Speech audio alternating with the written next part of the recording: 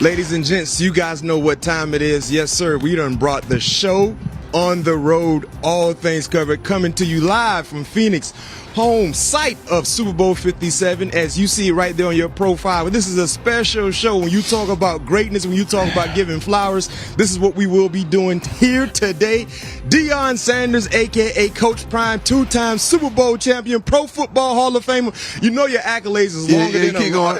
I got time. It's a lot I can talk about. Got time today. But we're going to wait.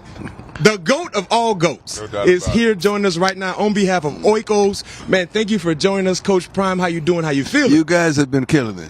You Appreciate guys are doing a wonderful job. I mean, with just the content and joking and making it fun. I've been watching you, and I appreciate that. I appreciate that. I'm glad to be here, too. No question. It's freezing. I know it's a little chilly. Am I in Colorado? Or Arizona?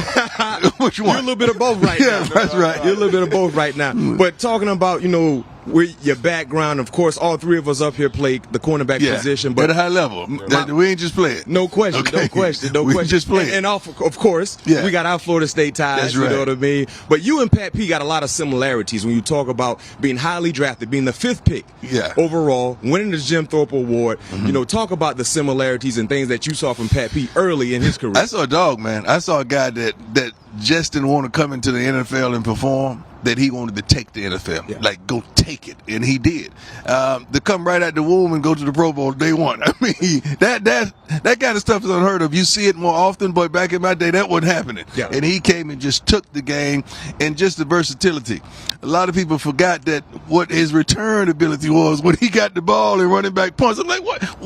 Where has that been? Why did you stop? I used to say, why did you stop? Thank you, Coach. I used to ask him that all the time. What we doing? Well, first and foremost, Coach, you already know I looked up to you since I was a kid, and when we had the opportunity to hang out during the draft, I always wanted to be like you. And when I came into the league, rock number 21, and like Max said, we had a ton of similarities. And you was a trendsetter. And you set the bar very high, and it's going to be a bar that's going to be very, very hard to touch. But it's an honor to have you here, Coach. And I want to talk about Lawrence Taylor all-time defensive list. How you feel? I'm not going to agree with it. Not at all. But how's your top 5 defensive list looking? He had you at 4. I don't know what's wrong with him. First of all, I'm 1. Let's just get that straight. I don't really do that. I don't really rank guys. I don't really like that kind of stuff because the eras are so different. Right. But long as there's consistency with some of the top 4 or 5, I'm good with it. Right. Because it's some guys like Aaron Donald is unbelievable, man. Like it's hard, but he's not finished. Right. So it's hard to rank somebody that's unfinished. Shoot, it was Mel Blount changed the game, man. Like it was so many guys that you could talk about, and I don't even get into it. But until it involves me, I don't get into it until it involves me. I didn't like the placement. I love LT, but I didn't like the placement. No question. But everybody that was on that list had some formularity of changing the game. So I'm pleased with it. And one thing about the game of football in regards to cornerback play, a lot of people might not know this, but they didn't start tracking PBUs until 1999. You joking? Yes. A lot of people didn't know that. But, Coach, in regards to when you play the game, you're only credited for just 25 PBUs in your career. PBUs, because it was some INTs. Exactly. I wasn't going for no PBU. What is a PBU? Let's do this hypothetical, Coach. If they were tracking PBUs along with interceptions, I don't want no PBU. You want a number one I don't want to do no PBU. That's it. If I could get to it, I could get it. Yes, sir. All right. So it wasn't none of that. What they should track is missed opportunities. I can only count 2 missed opportunities. In your whole career? 2 balls that I should have had. Do you remember a game? Do you remember the game against quarterback? Yeah. I remember I went in Atlanta over Jerry's shoulder. And I don't know how that ball got through my arms. Jerry caught it. It was a deep ball. It wasn't a touchdown. There's a 9. Okay. And I don't know how that happened. And another one, I was playing against Arizona in Dallas. The guy ran like a whip. Quarterback threw the ball, and hit me right in the hands. And you dropped it. That don't Only happen. 2 balls in my career that I dropped. Wow. I remember those like it was yesterday. That's what I missed. That's it. And I remember that, but I missed those. They should track missed opportunities. And you still remember that to this day. That's why you're great, Coach. It makes me mad. It makes me upset. I mean, that's all great DB's trick, though. I mean, we remember everything, especially on the football field. That's right. And you talked about Jerry missing that opportunity on Jerry. Who was one of your best teammates? Because you had an opportunity to play with a lot of greats. I had a lot a ton of Hall of Famers. I had a lot of them. Nate Newton is one of my best because we're still tight today. Yeah. Darn it, there's so many because I play for several teams. Yeah. It's so many. It's hard to rattle them off, but Nate Newton is up there. And I was always, and I got down with everybody, not just the high salary guys, but the guys that just on special teams, the guys that was just the specialists, the kickers and all that. So I touched everybody in that locker room, and I like, I had relationships with the whole entire locker room, especially equipment man, the trainers, and so forth. And speaking of different teams, like how was it for you? Obviously, I know your goal was to win a championship on every team you went on, and you talk about your great teammates. But what was your goal when you went to these different teams, despite trying to win a championship? I was leveling up. Yeah. Every time I moved, it was leveling up. It was trying to not only be dominant, I was going to be dominant, but to level up. You know, I went from Atlanta to San Fran because I wanted the Super Bowl. Yeah. And they never offered me in San Fran, so I went to Dallas to make sure we won the Super Bowl. And you did that. Yeah, it was just everything was just upping the ante and leveling up. Yeah. Like And that. talking about different challenges. Yeah. Coach, leveling up, you just leveled up as a coach on the sideline with the Colorado Buffaloes. Tell us about that experience. And by the way, you a Florida boy. You know, we all Florida boys up here. And you know one thing about us, I'm at the Florida boys we right now. see that. We see that. So I'm going to have 20 on the roster, believe that in some form or fashion. And we're seeing what you're doing, but tell us about that transition, being able to get these kids from the South, you know, to see something different and making them feel comfortable to be able to go to university with you. This is a great question. And be coached by you and your staff. It's a great question.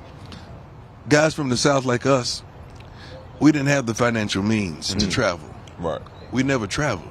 So the farthest we went was Georgia. Yeah. So we're not seasoned on the other side of the country. Right. We never fathomed it. It was our thing.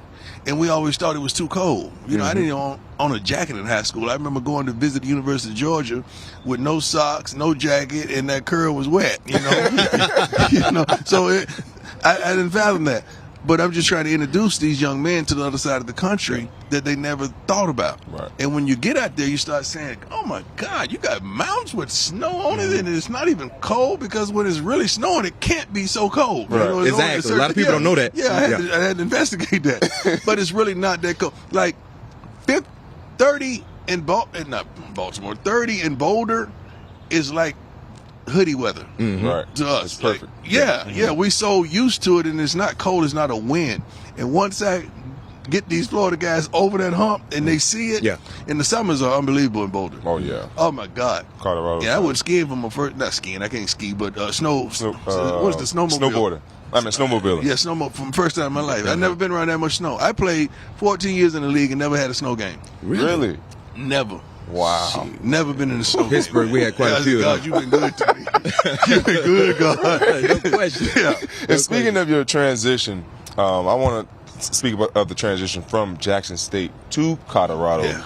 Going from a HBCU to a Power 5, how has that transition been? It's night and day. You know, I have to watch my words because they get sensitive. Anything I say, they think I'm talking about them, and I'm not even talking about them. It's night and day. It's a tremendous opportunity, especially for several coaches that probably wouldn't have gotten the opportunity to elevate like we did, and coaches that are really understanding the game at a whole nother level when they sit in the meetings. And you know, Coach Kelly, that was the co-defensive coordinator at Alabama, is the DC. Just seeing Coach Vincent Dancy, who was at Mississippi Valley, sitting in the meeting right beside him, learning this game at a high level because he was a head coach, but he's a defensive guy.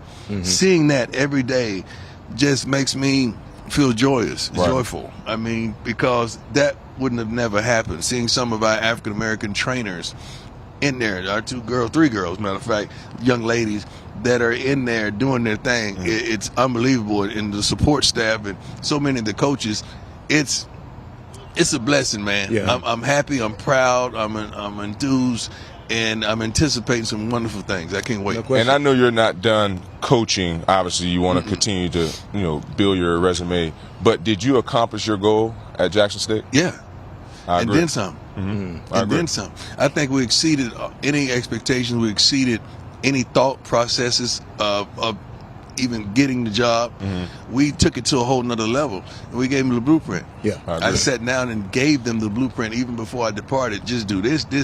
Here goes a book right here. Just keep this going. It's going to be a little shaky because of the resources and the relationships that they, some of those go with me, but I'm leaving some of those here. Yeah. Right. But we did some wonderful things, and we opened up the doors for many people to even fathom going to HBCU. At first, no one was even thinking about it. I remember my son said, "We're here because we chose to be here, not because we had to come here." And they took offense to that, but he was telling the truth. No question. Now you got guys coming because it's their choice, not because they have to, because they have no other options, and that's a beautiful thing. No question. Coach, before we let you go, on February 12th, 2023, viewers can tune into Fox Sports app and the Fox Now app to see a spot with Deion as we run it both pregame and in-game. Fans can also view the ad across Oikos social media on Instagram, Facebook, and It's Twitter. hilarious.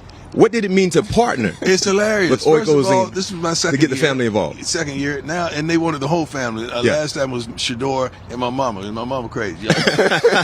But now my sister, my daughter, Shiloh, we got a whole family in one commercial at the Super Bowl. Whole African American family, by the way. Yeah. Let's get that straight. It's a beautiful thing, and I'm thankful for Oikos that they understood that.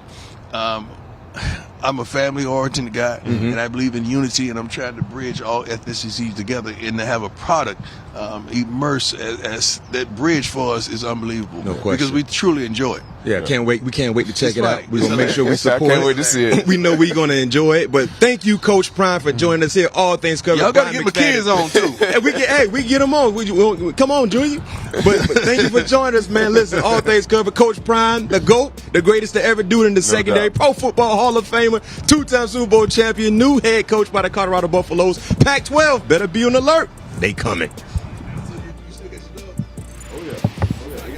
Do you want a sports network that delivers everything that matters about the game? The highlights, the picks, the instant analysis, no yelling, no fake debates, no politics.